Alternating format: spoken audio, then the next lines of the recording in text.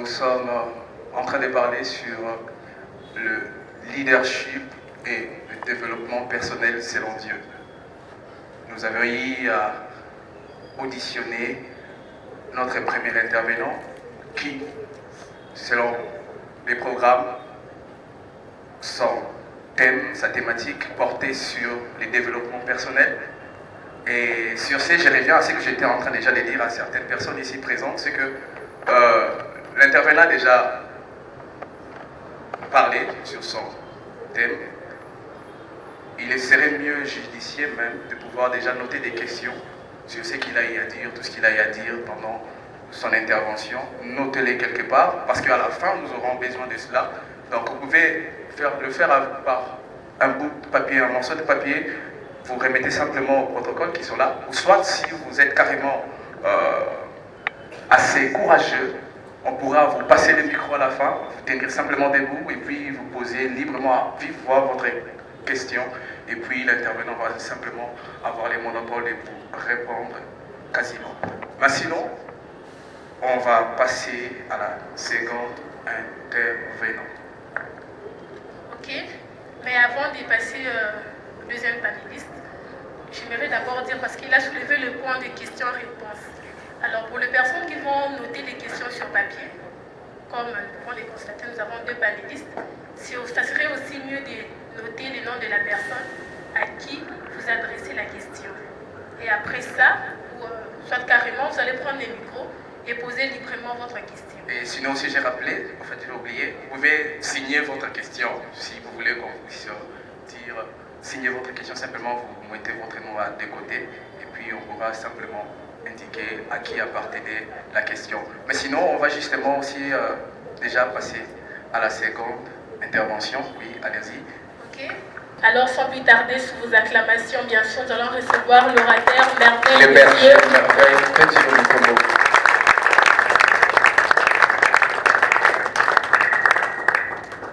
Merci d'avoir acclamé pour moi. Et est-ce que quelqu'un peut acclamer pour lui-même? Pourquoi tu acclames pour toi? Parce que je le disais avec mon frère, le berger Jonathan, que c'est un grand défi que nous sommes en train de relever. Et vous savez, c'est plus facile de pouvoir réunir des gens pour le temps de prière. Il y a le feu, la shekinah, l'adoration. Et de moins en moins, les gens, du coup, pour les enseignements, voir les gens s'asseoir, de jeunes s'asseoir, mon enseignement comme ça, c'est très rare. Et moi, je me rappelle à l'époque où on priait avec le parent, quand ce sont de 21 jours de prière et de jeûne, les mamans sont là, les papas sont là. Quand c'est des temps de enseignements, église, maintenant tu sens que là, la moitié, les gens ne viennent pas. Les enseignements font dormir.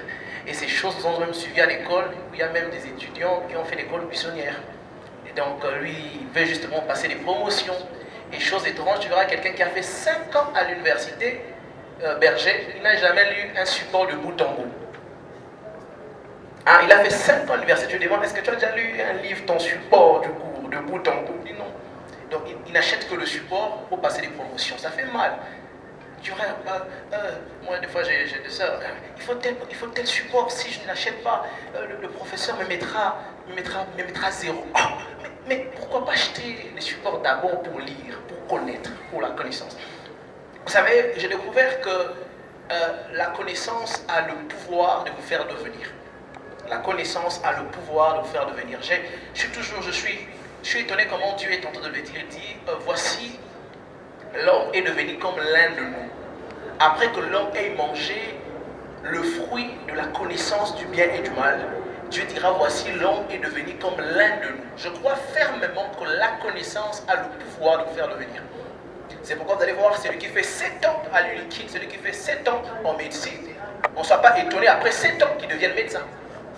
Pourquoi? Parce qu'il a eu 7 ans d'apprentissage à connaître et du coup il devient médecin. Celui qui s'expose à la connaissance s'expose au pouvoir du devenir. Tu ne peux pas devenir si tu ne t'exposes pas à la connaissance. C'est très important. Et gloire au Seigneur pour ces moments. Et merci beaucoup au berger Jonathan. Waouh, très profond. J'avais envie de rester là assis sans me lever. En clôture, on finit, on s'arrête. mais je dois, la responsabilité m'y oblige. Merci beaucoup pour vous qui êtes là. Est-ce que tu peux encore acclamer pour toi-même? Voilà. Il serait important pour nous de pouvoir comprendre. Je présente les Kaliva. Les Kaliva se présentent comme suit. Premièrement, on va définir le leadership et les concepts leaders. Deuxièmement, nous allons pourquoi le leadership. On va révéler l'importance du leadership. Et puis, troisièmement, les choses à savoir autour du leadership et du leader. Et puis, quatrièmement, comment agrandir son leadership. Et puis, on va finir avec cet élément, le cimetière de votre leadership. Et il serait important de pouvoir comprendre c'est quoi le leadership. C'est quoi le leadership? Le leadership, déjà, retenez en termes très simples, le leadership égale l'influence. Le leadership, c'est l'influence. Le leadership égale l'influence. Et j'étais en train de réfléchir, j'ai aimé comment l'Esprit de Dieu a eu à me donner cette précision. Quand on parle de l'influence, le leader Flavien avait répété cet élément, c'est que dans influence, il y a deux mots qui sont dans mon esprit. Il y a un et puis il y a fluence. Il y a un et puis il y a fluence. Un comme le chiffre 1 et puis fluence, l'action de couler. L'action de couler. Influence. En d'autres termes, l'influence, c'est le fait de couler sur une même direction. C'est le fait d'effectuer un mouvement sur une même trajectoire, sur un même chemin, sur une même direction. C'est ça, influencer. Voyez-vous? Donc, quand j'ai de l'influence sur X ou Y personne, en d'autres termes, je suis en train de l'emmener à poursuivre mon chemin, à épouser ma philosophie, à pouvoir hériter ou obtenir mes valeurs. Et plus loin, vous devez comprendre ceci. J'aime comment le psalmiste le révèle, c'est que je découvre le leadership psalmique, le leadership selon le psaume 23. Il est écrit que l'Éternel est mon berger. Ici, David est en train de présenter l'Éternel comme son leader. L'Éternel est mon berger. Je dis toujours ceci, quand tu es un leader, les gens ont un plaisir de s'identifier à toi. L'Éternel est mon leader, je ne manquerai de rien. L'une des choses qui révèle ton leadership, c'est lorsque les gens aisément, avec beaucoup de facilité, peuvent s'identifier à toi. Pas avec beaucoup de corvée. Vous savez, où quelqu'un, je me rappelle, l'apôtre, ce jour-là, était en train de dire à ses fidèles, appelez-moi Daddy. Appelez-moi Daddy. Quand on l'appelle apôtre, non. Appelez-moi Daddy. Moi, je suis Daddy. J'ai dit, oh, mais c'est quoi ça? Donc, il veut imposer par force son autorité. Mais je vous dis, quand on est véritablement un leader et quand c'est naturel, les gens ont cette facilité à s'identifier à toi, à dire, nous sommes de lui. Voyez-vous, vous allez voir même dans la Bible facilement, les disciples pouvaient dire, nous sommes de Paul, d'autres pouvaient dire, nous sommes d'Apollos. Les gens n'ont pas de honte à s'identifier à vous. C'est un problème quand dans une nation, c'est un problème quand dans un pays, les gens veulent même changer les nationalités. C'est un problème sérieux. Ça révèle le problème de leadership. Facilement, quelqu'un il arrive aux États-Unis, il est prêt à devenir américain. Il a honte de se dire congolais. Il y a un problème de leadership. Vous êtes papa, vous êtes maman. Les enfants même ont honte de dire ça c'est ma mère, ça c'est mon père. Il y a un problème sérieux. Tu es le pasteur, tu es le pasteur de X et Y. Ils ont honte même de te présenter pasteur.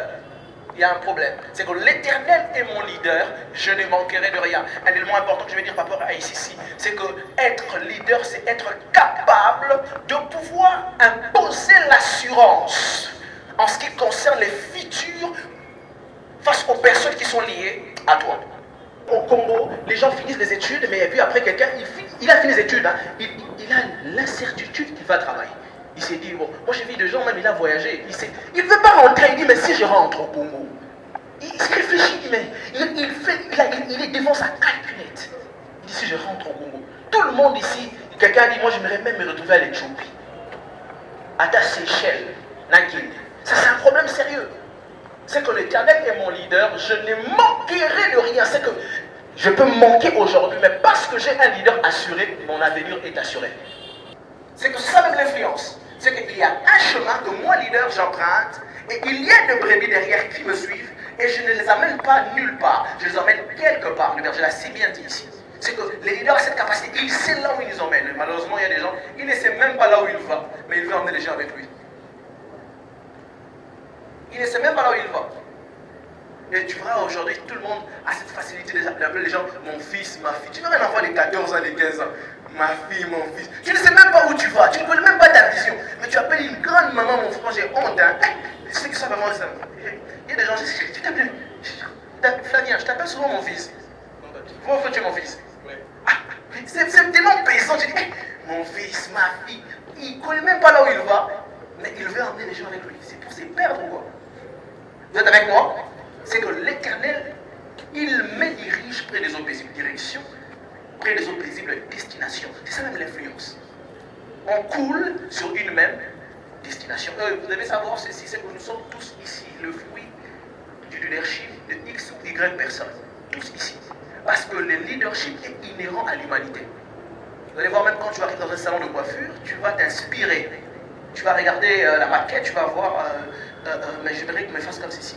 Tu avais quelqu'un qui s'était bien coiffé, tu prends la photo, tu dis, j'aimerais qu'on puisse, tu pars voir le couturier ou la couturière, tu dis, j'aimerais que tu me fasses tel vêtement. Tu avais telle personne, comment il était habillé, tu dis, certains ici sont en train de donner catalogue. Voyez-vous, tout ce que nous faisons, tout ce que nous sommes, tout ce que nous devenons est le fruit du leadership. Le leadership, c'est exercer le suis-moi sur les autres.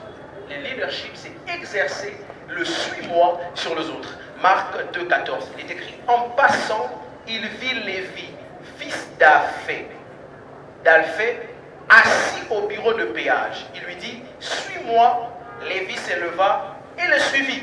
Imaginez-vous, Lévi est assis dans son bureau. Oh my God. Jésus ayant un niveau élevé du leadership. Quelqu'un est assis, en train de s'occuper de ses oignons et de ses affaires. Mais Jésus, avec un leadership tellement exceptionnel, il va dire, suis-moi. Et cet homme va laisser ses affaires et va suivre Jésus. Oh my God. Après cette conférence, je prie que tu sois capable de pouvoir faire abandonner les gens leurs affaires. Oh my God. Il se retrouve en train de mener une vie tellement sale. Mais il te rencontre avec un leadership tellement puissant. Oh my God. Il s'est dit, je me décide d'abandonner cette bouteille d'alcool afin de suivre la direction de cette personne. Il s'occupait de ses oignons. Mais parce que les leaders passent par là, il s'est décidé de pouvoir quitter son bureau et de le suivre. On a vu le Christ exercer même cela sur Pierre. Il est dans la pêche. Mais parce que Jésus passe par là, il dit, suis-moi. Et il le suit. Le leadership, c'est exercer le suis-moi sur les autres. Je suis en train de voir des hommes et des femmes te suivre. Je suis en train de voir des hommes et des femmes te suivre au nom de Jésus. Troisièmement, ce qu'on doit retenir sur ça, c'est que le leadership, c'est la présence du nous dans la réalisation d'un projet.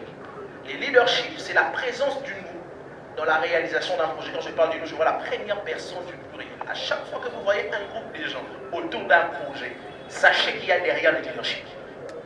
Le leadership, c'est la mathématique illogique, l'addition d'1 plus 1 égale 1. Le leadership, c'est la mathématique illogique.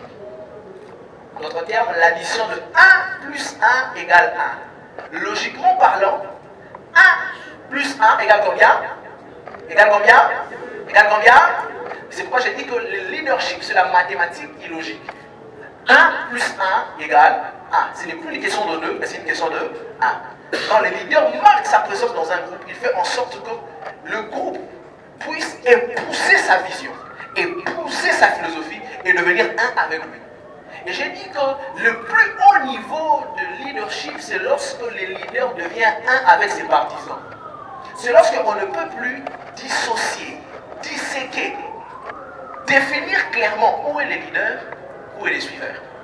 Il m'est déjà arrivé une fois, je parle, j'entends le leader Flavien parler, moi je suis au bureau, mais tout ce que je suis prêt à venir dire sur la chaîne, lui il est dit en avance. Je dis, mais qu'est-ce qui se passe? Qu'est-ce qui se passe? Voyez-vous, le plus haut niveau du leadership, c'est lorsque le leader devient un avec ses partisans.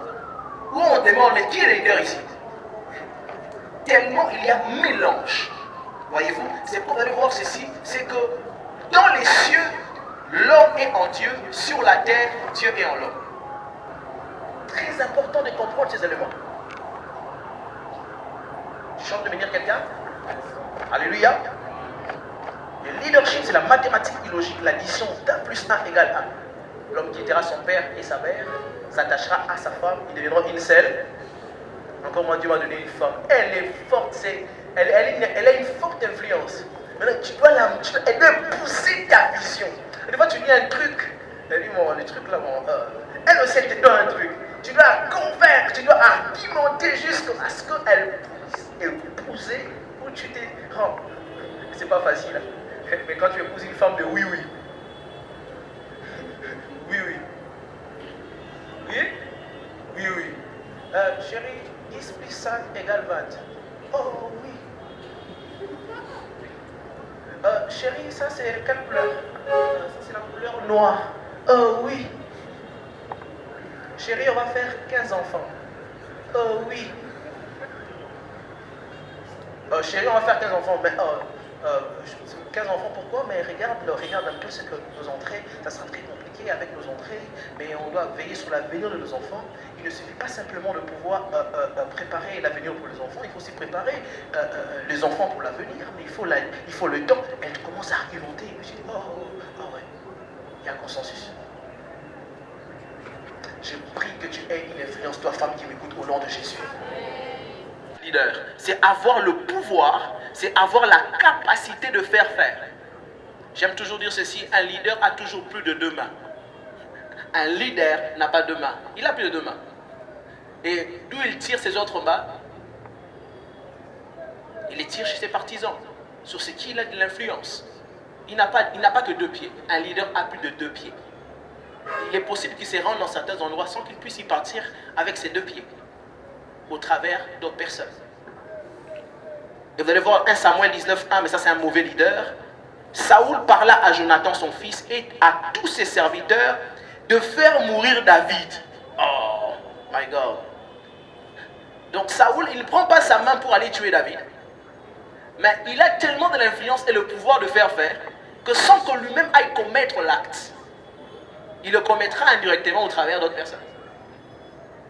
Être un leader, c'est être capable, avoir ce pouvoir de faire à autrui ce qu'on pourrait faire avec ses propres mains. Voyez-vous, il fallait que Moïse puisse construire l'arche, mais il fallait qu'il voie un modèle, qu'il ait une maquette depuis le ciel, qu'il pouvait reproduire sur la terre. Donc être un leader, c'est être cette maquette que les autres pourront reproduire. Voyez-vous, donc, très loin, on le voit même avec Jésus. Jésus est leader, mais il suit un leader. Qui est qui? Son Père. Il ne fait rien sans voir son Père le faire. Donc en notre terme, son Père est un tabernacle modèle que lui, Jésus, reproduit. Et puis en retour, il a des disciples qui reproduisent ses actes. D'où je dis que tout leader a un leader. Tout celui qui t'inspire a quelqu'un qui l'inspire. Voyez-vous? Tout celui qui t'inspire a quelqu'un qui l'inspire. Tout celui que tu suis a quelqu'un qui suit. Et c'est important de comprendre qu'un leader, c'est être un tabernacle modèle. Vous savez, il y a des gens qui aimeraient vivre le véritable mariage, mais ils n'ont pas de maquette. Ils n'ont pas de maquette. Il veut être un bon mari dans la vie, mais il n'a pas de maquette. Il y a des gens, il veut être un bon pasteur, mais il n'a pas de maquette. Il veut être un bon grand frère, un bon entrepreneur, mais il n'a pas de maquette. Il n'y a pas de schéma. C'est pourquoi j'ai dit faute des leaders, faute des repères. Et faute de repères, le monde s'y perd. Le problème, c'est qu'il n'y a pas la multiplication de repères, de leaders, de tabernacles qu'on peut reproduire. Est-ce que tu me promets d'être un tabernacle modèle? Est-ce que tu me promets d'être un tabernacle modèle? Un leader est un tabernacle modèle qu'on doit reproduire. Et un autre élément, c'est qu'un leader est celui qu'on écoute la voix et qu'on suit dans ses voies. Un leader est celui qu'on écoute la voix et on suit dans ses voies. Vous savez, tout le monde a une bouche pour parler. Mais tout le monde n'a pas une voix pour être écouté. Tout le monde a une bouche pour parler. Tout le monde n'a pas une voix pour être écouté. Tu peux parler si tu parles.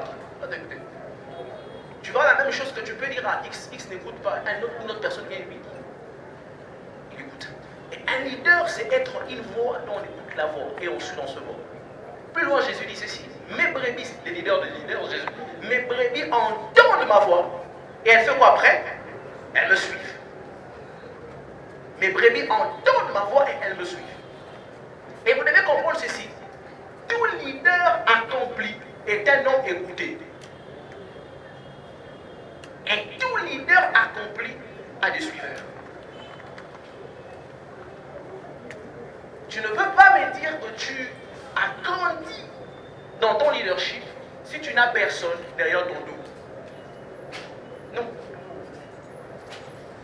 Tu ne peux pas me dire que tu as grandi en tant que leader si tu n'as personne derrière toi. Il y a des gens qui doivent te suivre volontairement. Ils sont prêts à te suivre. Pourquoi? Parce que tout leader accompli a des suiveurs. Un leader est un homme dont on écoute la voix et on suit dans ses voix. Et c'est très important. Il y a plusieurs maris qui se plaignent, ma femme ne m'écoute pas. Les parents qui se plaignent, mes enfants ne m'écoutent pas. Mais c'est quoi le problème? Des fois, c'est le problème du leadership. Quand on regarde dans les choses, c'est fini. C'est fini. Je prie, après ces moments, qu'on atteigne la stature parfaite de véritable leader, où qu'on va ouvrir nos bouches, nous serons écoutés et suivis. Est-ce que je vais dire quelqu'un? Tout leader accompli est un homme écouté, tout leader accompli a des suiveurs. Un leader est la symbiose du lion, de l'aigle, du veau et de l'humanisme. Être un leader, c'est ces mélanges-là du lion, du veau, de l'aigle et de l'humanisme. Quand je vois le lion, je vois l'influence, je vois l'inspiration. Le proverbe dit que la terreur du lion inspire. Les lions inspirent par sa terreur, voyez-vous. Et c'est ça aussi être leader. Inspiré par ses habitudes, par ses aptitudes, par ses attitudes. Inspiré par son caractère, par ses capacités, par son comportement. Voyez-vous, c'est ça être un leader, inspiré aussi par ses habitudes. Voyez-vous, tu as eu quelqu'un qui s'est réveillé très tôt, il t'a inspiré, tu t'es réveillé très tôt. Tu as vu quelqu'un, il est ordonné, il est classe. Et puis tu dis, moi je m'habiller comme lui, faire comme lui. Tu es inspiré. C'est ça aussi être un leader, inspiré. Je prie que nous puissions inspirer le monde au nom de Jésus. Malheureusement, nous avons de moins en moins de chrétiens qui inspirent, mais qu'on inspire et beaucoup plus le monde. Tu verras des sœurs chrétiennes à la Kim Kardashian.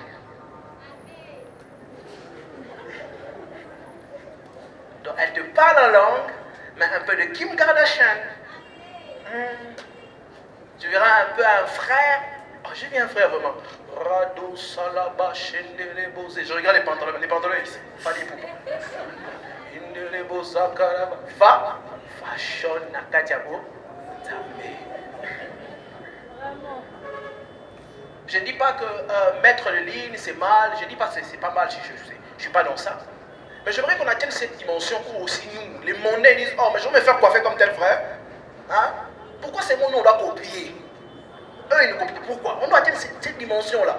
Je mets un truc, on dit hey, tous les mondains, ils suivent aussi ton style.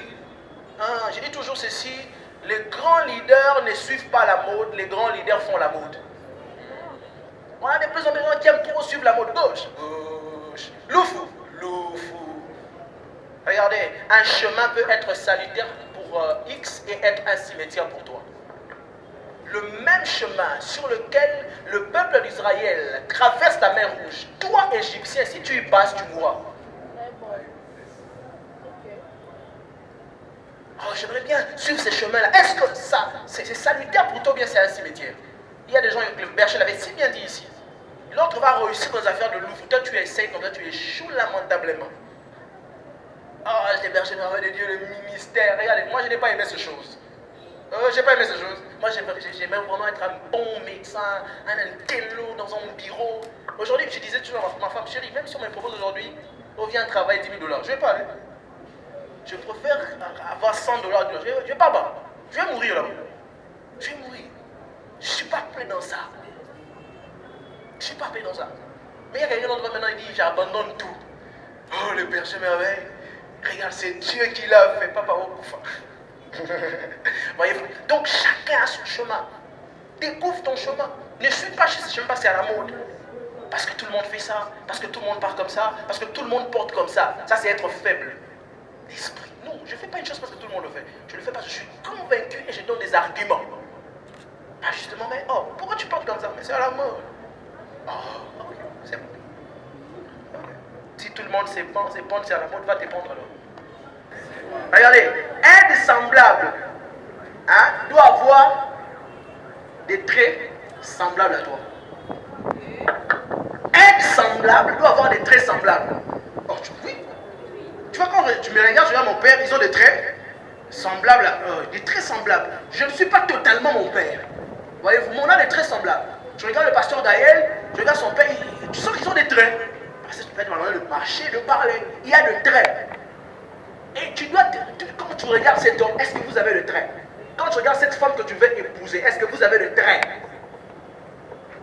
Est-ce que vous avez le trait? Ah, tu es avec une femme, toi tu aimes trop lire, hein, toi. Ah, total rara, mouyombe gauche. Moi c'est la mouyombe gauche. Chance normalement, pour la femme là.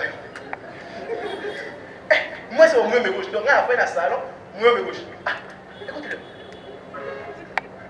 Très important, être semblable, très semblable. Tu regardes l'homme, est-ce que toi tu vois un homme, il est trop mais tu dis, mais toi tu regardes, tu es trop. Tu suis seulement l'amour, papa, je l'aime. Tu n'as jamais vu les gens s'aiment et les gens divorcent. L'amour n'est pas suffisant. Hein. On peut bien s'aimer et finir nulle part. Moi je dis dans les mariages, il faut aussi la tête. Fais les calculs. Là, il y a l'émotion, mais aussi, il faut calculer les choses. Il faut voir. C'est pas envers qu'on a un cerveau. C'est pas envers qu'on a un cerveau. Très important. Est-ce que je bénis quelqu'un?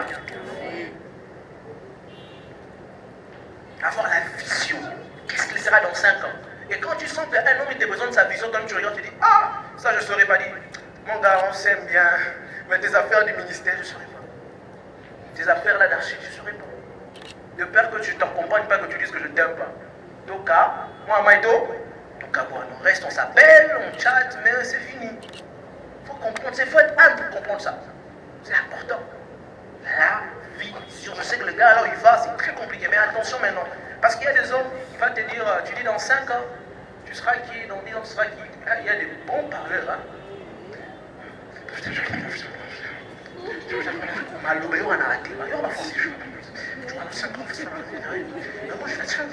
Toi aussi tu es là. Il parle bien. On lui a parlé bien. Il parle bien. Tu t'embrouilles. C'est pas du novelas. Maintenant, demande-lui, ok, si j'ai mis ta vision, regardez, toute vision sans planification est une illusion. Montre ton plan. Montre ton. Tu en es où? Regardez, oh my God. Il est écrit, voici le projet que j'ai formé pour vous. Qui parle? Le vieux, l'éternel. Mais il forme le projet pour nous. Oh my God. Il peut opérer dans le miraculeux, berger. Mais il est quand même celui qui forme le projet. Sans commence par un. Mon gars, tu montes ta vision, monte ton plan. Monte ton plan. Voilà le chapitre 1, introduction. Voilà, après je serai ici. Et puis, deuxième étape, je serai dans un parti politique. Moi, je serai président dans 15 ans. Et puis, je commence dans un parti politique MLC. Et puis après, papa, je finis. Et puis, secrétaire d'État. Et puis, tu commences à planifier. Tu pars progressivement. Tu as tout un plan. Tu lui demandes, montre ton plan. Et puis, tu lui demandes, tu es à quel niveau? Tu es dans 10 ans que tu seras millionnaire. Tu as combien dans ton compte? Ah, papa.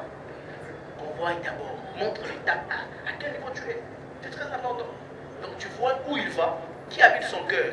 Est-ce que Dieu est dedans? Dieu est dedans. Et puis la tête, le cerveau, l'intelligence. Je ferme la parenthèse rapidement. Donc un leader est la symbiose du lion, de l'aigle, du veau et de l'humanisme. Quand on voit le veau, on voit le service. Et quand on voit l'humanisme, on voit tout simplement cette capacité, la capacité à aimer, à s'intéresser, à s'inquiéter des autres, à se soucier des autres. C'est très important. Ce que vous bâtissez va mourir avec vous.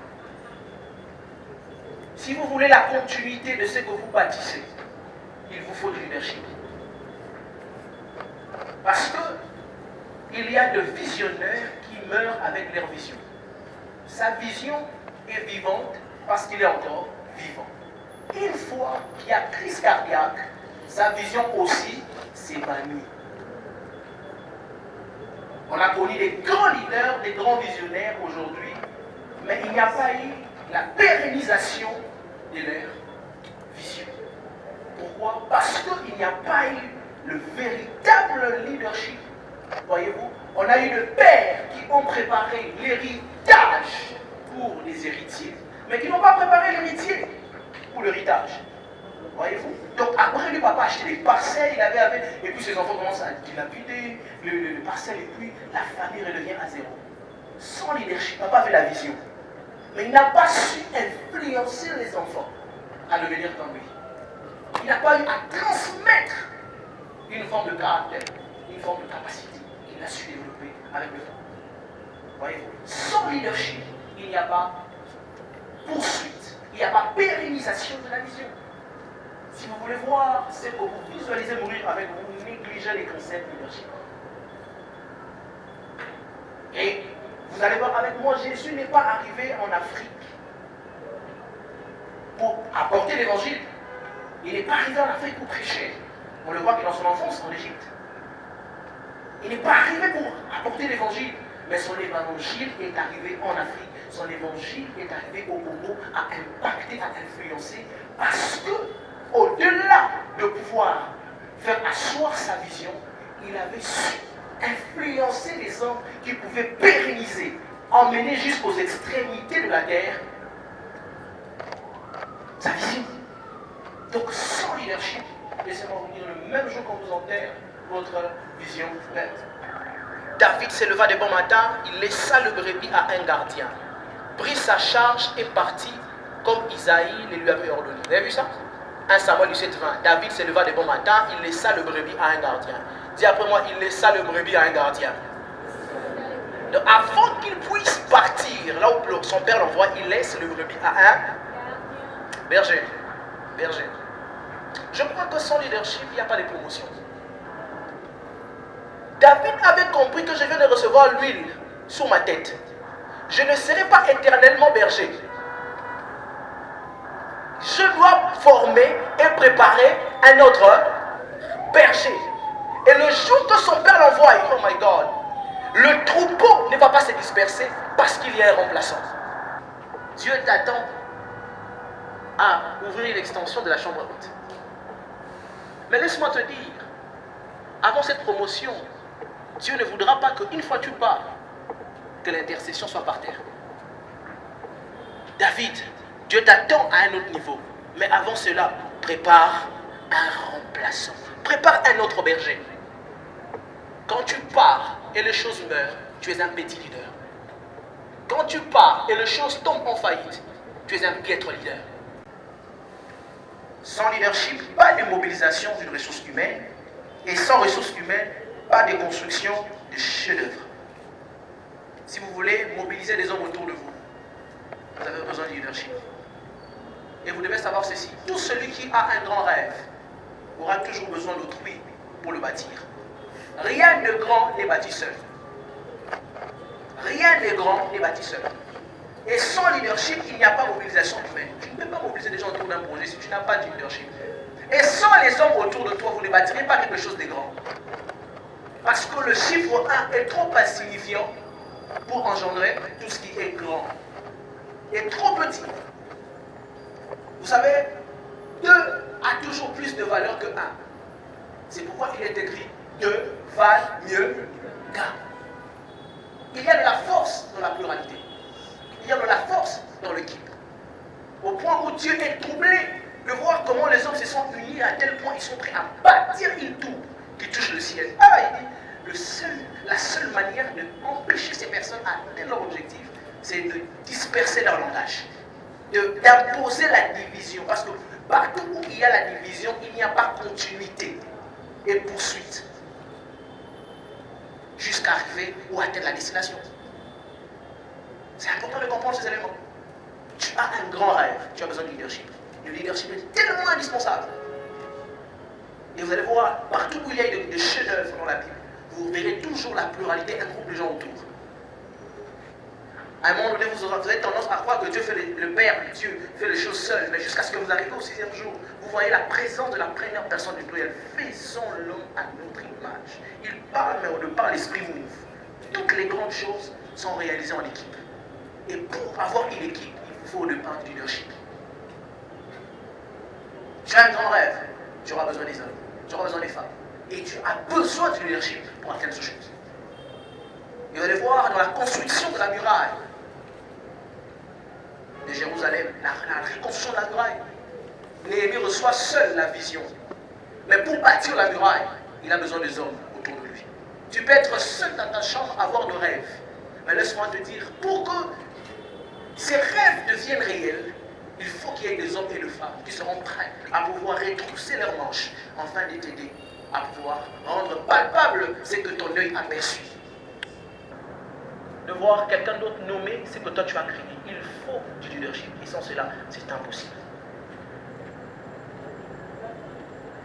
Les choses à savoir autour du leadership et du leader. Un élément important. Berger, ça c'est déjà les tomes 2. Vous avez remarqué, hein? Ça c'est les tomes 1. Déjà on est dans le tome 2. Il y a certains éléments qui vont venir. Merveilleux. Les choses à savoir autour du leadership et du leader, c'est qu'en Christ, nous sommes un royaume où tous les citoyens sont des leaders. Vous devez savoir ceci. En Christ, nous sommes un royaume où tous les citoyens sont des leaders.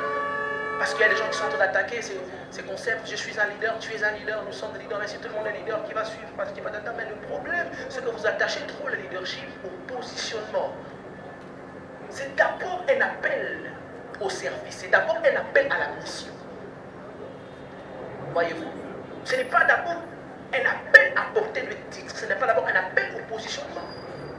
Apocalypse 10 révèle, il a fait de nous de rois et de reines, il a fait de nous de rois, il a fait de nous des leaders. Tu dois retenir ceci, tu es un leader. Si tu es en Christ, tu es un leader. Et j'aime Johnson, comment il est en train d'établir le 7 montagnes qui influencent une nation. Et chacun de nous ici est appelé à pouvoir s'installer sur l'une de ces montagnes afin d'influencer sa nation. Il révèle qu'il y a parmi les nations qui influencent, parmi le montagne qui influence une nation, il y a la religion, il y a les affaires ou l'économie, il y a le art, il y a les agricultures, il y a l'éducation, il y a la famille, il y a la politique. Ce sont ces montagnes qui influencent une nation. Il y a le média. Et chacun de nous a un appel, a une graine de leadership en lui. Certains seront ministres de Dieu, certains seront au travers de ce que je suis en train de faire ici. Je suis en train d'influencer. Je suis sous ma montagne. Voyez-vous. Il y a d'autres qui sont aux médias. Il est appelé à passer aux médias et d'influencer la manière de s'habiller, la manière de parler de toute une génération.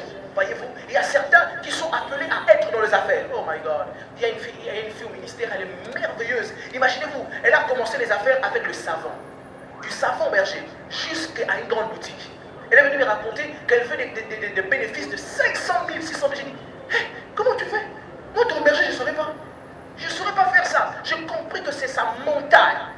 Et j'ai dit, tu dois avoir une vision à ne pas t'arrêter là, à pouvoir occuper l'impact et l'influence de l'économie de ce pays. Tu es un leader. Mais où est ta montagne? Tu dois découvrir cela, comme les bergers nous ont enseigné ici, par la prière. Seigneur, à quoi je suis appelé? Et reste là. Sois focus. Bosse. Jusqu'à devenir ce que tu es destiné à devenir. Vous savez, en Christ, il y a cette question, est-ce qu'on est leader, est-ce qu'on devient leader? Vous devez savoir ceci, en Christ on est leader. Parce que notre leader est né leader. Oh. Quand ils sont venus, on a dit, où est le roi des Juifs qui vient d'eux? Où est le leader des Juifs qui vient d'eux? Il est né leader. On est leader, mais attention. On est leader, mais pour le devenir pleinement, il faut grandir. Il faut la croissance. Tu dois grandir dans ton caractère, grandir dans la connaissance, grandir dans ta manière de faire pour que tu deviennes un modèle, que tu deviennes une inspiration pour les générations. Au point quand on te regarde, les gens sont prêts à t'écouter, les gens sont prêts à te suivre, les gens sont prêts à te consulter, même de païens. Pourquoi? Parce que tu es une montagne. Tu es une lampe appelée à briller sur ta montagne d'appel et de prédilection. Tu es une lampe. Christ l'a dit, vous êtes la lumière du monde. C'est qu'il n'a pas dit tu es la lumière du monde. Vous êtes la lumière du monde. Regardez. Éclairer n'est pas une affaire de la singularité. C'est une affaire de tous. Ce n'est pas réservé qu'à une catégorie de personnes qui sont appelées à briller. Non. Tous en Christ, nous pouvons briller. Mais en une seule condition, que tu repères où tu es appelé à briller. Et reste là et sois focus. Bosse jusqu'à ce que tu deviennes cette icône. Jusqu'à ce que tu deviennes cet exemple puissant pour une génération. Jusqu'à ce que les gens rêvent de venir comme toi. Et laisse-moi te dire, le ciel sera fier de toi. Que Dieu nous bénisse.